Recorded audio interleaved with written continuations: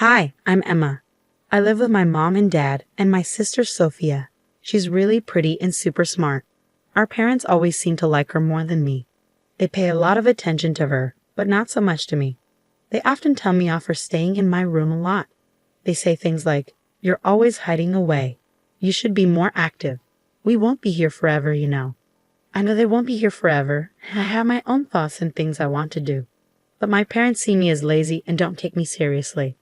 One day, my sister Sophia talked to me. She said, "You're not as cute or talented as I am. Do you ever think about what your purpose in life is?" I replied, "I'm content with my life, so please don't say strange things." She shrugged and said, "Okay, suit yourself. But let me share something amazing with you." "Something amazing? What is it?" "I'm marrying a really handsome and wealthy guy," Sophia said to me. "Congratulations, I'm happy for you," I replied.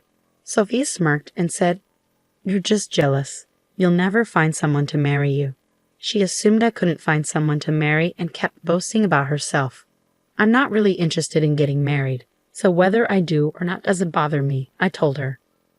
I was thinking of going to my sister's wedding because she's family, but then, "What? You're actually coming to my wedding?" Sophia asked. "Yeah, why wouldn't I?" I replied. "Of course it's a problem. Having a lazy, useless person like you there will ruin everything." Sophia snapped. "What do you mean by lazy, useless person?" I asked. "A bottom feeder or idle youth is exactly what it sounds like. Someone who can't do anything, completely useless," Sophia explained. "Why are you saying such mean things?" "I just want to be there for your special day," I said. "I don't need your fake congratulations. Just don't bother showing up," Sophia said angrily. My sister really didn't want me to come to her wedding. She kept saying it, and even Mom and Dad agreed, calling me a lazy, useless person who shouldn't go. But I thought it wouldn't be right if no family showed up, so I decided to go anyway. On the day of the wedding, as I was getting ready in my dress, Mom and Dad caught me. "What are you doing here? We told you not to come to the wedding," they yelled. Hearing the commotion, my sister came over. "Why are you here? I didn't invite you," she said angrily. "But I thought it would be strange if no family came. I wanted to support you," I explained. "Why do you always have to complicate things? You're not even supposed to be known to the other family," she said. "What? I didn't know about the family dinner either. You didn't invite me," I said, feeling hurt. "Why would you be so mean? It's obvious, you just mess everything up. If people found out we have a lazy, useless person in our family, it could ruin the marriage. That's why we didn't invite you," my sister said with a cruel laugh. My parents joined in, smirking. It was clear they had planned this together. Feeling hurt and rejected, I couldn't help but be deeply saddened by their determination to erase me. "Get out, you worthless, lazy person," my sister yelled in anger. I realized there was no point in trying to reason with them anymore. So with a heavy heart, I decided to leave. "Fine, I'm going home." "Goodbye," I said, feeling defeated. They laughed. As I said my goodbye, my family continued to point and laugh at me. Trying to hold back my frustration, someone called out to me as I was leaving. "Hey boss, great job today," they said. Thanks. Wait, why are you saying that? And what are you wearing?" I asked, confused. "Yeah, I'm the one getting married. Didn't you know?" they replied. "What? Hold on. How do you know Caleb? And why are you calling me boss?" I asked, bewildered. "Also, for your information, this person is the president of my company," they explained. "No way. You're the president?" I exclaimed, shocked. "And what's your connection with Sophia?" they asked. "She's my sister," I replied. "What? Sophia is your sister, but I didn't see you at the family greeting," Caleb said, surprised. "Well, my sister didn't take me to the greeting," I explained. "Why would she do that?" Caleb asked, puzzled. "She thought I was just a lazy, useless person," I replied. "Sophia, is this true?" Caleb questioned my sister. "Well, she's always in her room staring at her computer. I didn't think she was doing anything important," my sister replied, sounding unsure, but Caleb wasn't having it. "Don't joke around. The boss gives us precise instructions from home. She's a skilled executive," Caleb said angrily, making my sister realize the mistake she had made. I didn't know, Emma. I'm sorry. I never thought." My sister Sophia stammered, realizing her mistake. It's okay, sister. I understand now, I reassured her. I'm going home. I'll call for the limousine. A limousine? That's a fancy car, Caleb exclaimed, surprised. Boss, you're leaving? Caleb asked, concerned. Yes, it seems I'm not welcome here, I replied, feeling hurt. Hey, what are you doing, Sophia? How dare you speak to the boss like that? Caleb scolded my sister, growing angry. But I didn't know. How can you blame me for not knowing? Sophie defended herself, sounding remorseful. Ignorance is no excuse, boss. I apologize for Sophia's rudeness, Caleb said, taking responsibility. It's all right. She's my family, so you don't have to apologize, I reassured him. No, I'll take responsibility and call off the marriage with Sophia, Caleb declared. What? Caleb, what are you saying? Sophia exclaimed, surprised. Quiet. I can't forgive someone who disrespects the boss, Caleb snapped, his anger evident. Why are you so upset? Yes, I said hurtful things to Emma, but why is it affecting you so much? Sophia asked, confused. You see, I owe a lot to the boss. I've had trouble finding steady work. My job history was a mess, and I was struggling to get hired anywhere. The only offers I was getting were from companies that didn't treat their workers well, making them work in unfair conditions. Just when I was about to give up and accept one of those jobs, I received an interview at the boss's company, Caleb explained. Caleb was talking about when he first got hired at my company. It brings back memories. I'd remember that happening, I said, reflecting on the past. The boss said she wanted to see me, not just my resume. After chatting for a while, she understood who I was and hired me. The boss's company offers fair working conditions and treats me well. So the boss changed my life, Caleb explained. Is that so? I didn't know.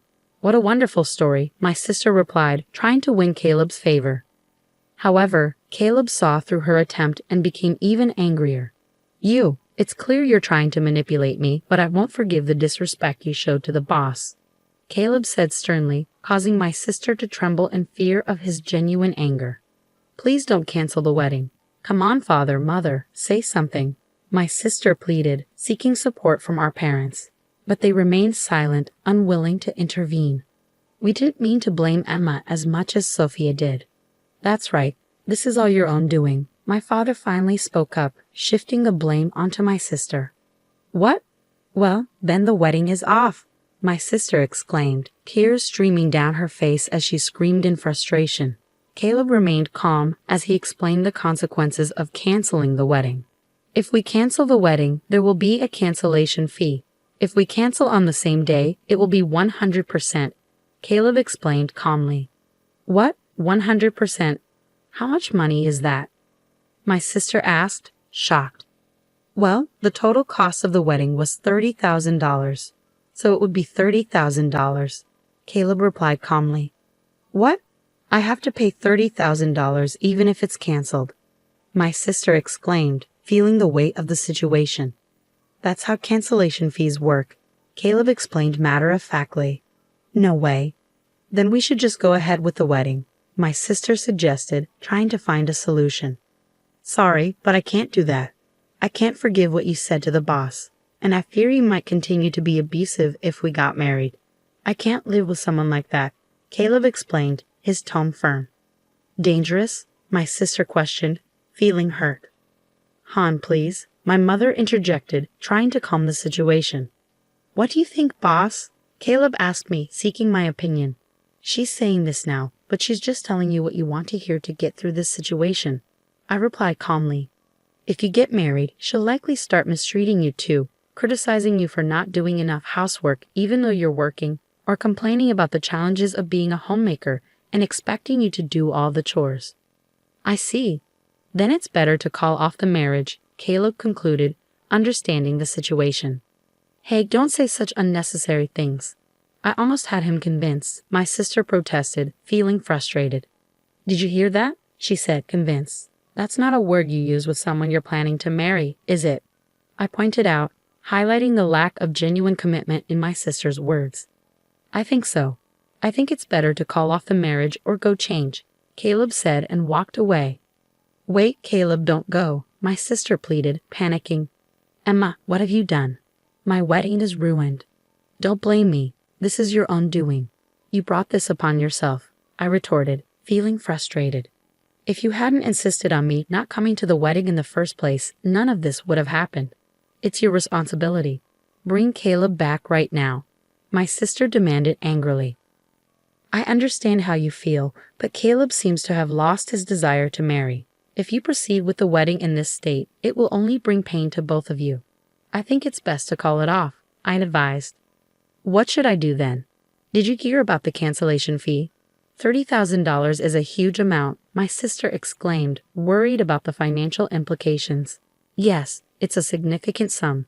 Even if we split the cancellation fee, it's still $15,000.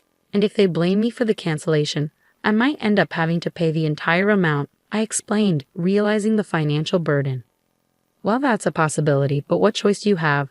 You've brought this upon yourself, I pointed out. Hey, I just said some harsh words. Is it really worth canceling the wedding over that? My sister protested. Don't tell me it's Caleb's decision, she added, feeling overwhelmed. Hey, father, mother, say something, my sister pleaded, turning to our parents for support. Suddenly, our parents became very friendly towards me. Well, I never knew Emma had become a boss. Oh my, as a mother, I'm so proud, my mother exclaimed. No, I always believed in Emma. She's a real go-getter. From now on, let's rely on Emma's money, my father added, relying on my financial success. You must be joking, I retorted. They had also been verbally abusive to me in the past, so I didn't feel inclined to spend money on them. Sorry, but I don't want to live with my family anymore. I'm going home now to look for an apartment to live alone, I declared, feeling fed up with the situation. What? Why? We've been living together all this time. Why do you suddenly want to live alone? My sister asked, confused. I lived with you because I believed in the concept of family bonds. I hoped that by living together, you might eventually understand my job. But the reality was different. You never understood my work and even insulted me. And now you want to rely on my money? Would anyone want to live with people like that? I explained, feeling hurt and frustrated. I understand. I'm sorry. From now on, I'll cherish you. Please continue living with us, okay? My sister apologized, hoping to mend our relationship. I said no, didn't I? I don't want to live with you anymore, I replied firmly, standing by my decision. Despite my refusal, father and mother continued to insist, refusing to accept my choice. What if we kick Sophia out of the house? Then you'll live with us, right? My father suggested, surprising everyone with his proposal. What? Wait, father, what are you saying? My sister protested, feeling shocked and hurt by his words. Shut up. I was a fool to expect anything from you. We'd be better off living with Emma than with you, my father snapped angrily, showing his disappointment in my sister. It was the moment my father abandoned my sister, and as a family member, I couldn't bear to witness such cruelty. Father, just so you know, I detest people who abandon others so easily the most, I stated firmly, expressing my disapproval. What? What are you saying? My father asked, taken aback by my words. People like that will eventually betray my trust too, so I can't live with them, I explained. No way, my father exclaimed, realizing the consequences of his actions. Hey, you idiot husband. Why can't you convince her to stay? My sister scolded Caleb. Shut up, Caleb snapped in frustration. As my parents continued to argue, Caleb returned, now dressed in casual clothes. What's going on? Are you still fighting? Caleb asked, puzzled by the commotion. Caleb, I can't believe you actually went to change, my sister remarked, surprised. I told you I would, didn't I? What's going on? Caleb replied, confused. Are you really going to cancel the wedding? I hate this. Why is this happening? My sister lamented, feeling overwhelmed by the situation. Yeah, just so you know, you're the reason for all this, so you'll have to pay the entire cancellation fee. I've already discussed it with our parents, I stated firmly. What? That's not fair. It's not solely my fault, is it? My sister protested. Sis, no matter how you look at it, the blame falls on you, I replied, feeling frustrated. Hey, you be quiet. How dare you tell the boss to be quiet? I won't tolerate any more insults to the boss. Caleb intervened, defending me. Wait, please calm down, my sister pleaded, trying to diffuse the tension. Boss, did you call the limo yet? Caleb asked me. No, I got caught up in a conversation and forgot, I admitted. Then I'll call it. I need to go home too, Caleb said, taking action. Wait a minute. Please reconsider, my sister pleaded once again, hoping for a change of heart. What's there to reconsider? I don't love you anymore, my sister replied sadly. Don't say that. It was my fault. I promise I won't say anything terrible to Emma again. My sister pleaded, trying to make amends. We've had this conversation many times. Enough already. I replied, feeling weary of the repeated apologies. Boss, I've called the limo. It'll be here soon, Caleb informed me. Then let's wait outside. I'll go change too, I said, ready to leave. Wait, Emma, let's talk. My sister called out, hoping for a chance to reconcile. There's nothing to talk about, I replied firmly, determined to leave the situation behind. Wait, Emma, father and mother are begging too. Without you, we'll have to rely on Sophia's money, my sister pleaded. But Sophia will have to pay the cancellation fee and might run out of money. We won't be able to live comfortably, I countered, concerned about our financial stability. Father, mother, if you need money, why don't you consider getting a part-time job or something? I suggested. No way. I don't want to work at this age, my father protested. It's okay. There are people working even in their 70s and you're both still in your 60s, right? You're still energetic, I reasoned. That's not the problem. My body feels heavy and it's hard to move. And you expect me to work? My father complained. Yes, no way, my mother added, agreeing with my father's sentiments. Are we done here? I'm going to change, so don't talk to me anymore. After I get home, I'll pack my bags and stay at a hotel for now. I have no intention of dealing with you ever again, I declare firmly. Hey, wait for me. Please don't go. Don't abandon us. Emma. My sister and parents pleaded desperately, but I didn't stop. Ignoring their cries, I quickly changed and left the venue. Caleb's limo took me home, where I packed my bags and headed to a hotel. There, I searched for apartments, signed a lease right away, and completely cut ties with my family. As a consequence of canceling the wedding, Sophia had to pay the $30,000 cancellation fee, and my parents were so angry that they disowned her. In the end, they ran out of money and had to work part-time jobs. Sophia, having nowhere else to go, began living as a gig worker. Meanwhile, I focused on growing my company, increasing my income, and living happily ever after, free from the toxicity of my family.